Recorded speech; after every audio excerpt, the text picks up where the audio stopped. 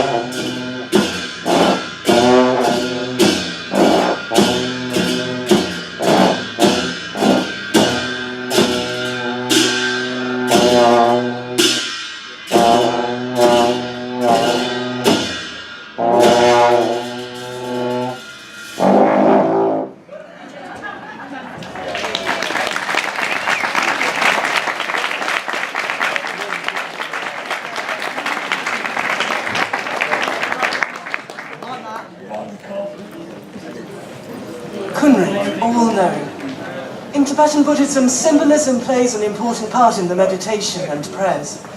Kunrik is the title of the Buddha Varachana, whose mandala or prayer releases people from hell. During the prayer, the monks wearing ceremonial costumes use hundreds of gestures, each one illustrating the symbol of one of the 37 deities which must be visualized during the meditation. It's said that simply to witness these gestures means that after death you will not take rebirth in the lower realms. The monks from Tashi Lhompo Monastery are especially experienced in using these hand gestures or mudras. During the prayer, the monks are using the dripu or bell symbolizing wisdom and normally held in the left hand, and the doje or thunderbolt representing method or skillful means and normally held in the right. In this prayer, held together in one hand, they represent the union of wisdom and skill.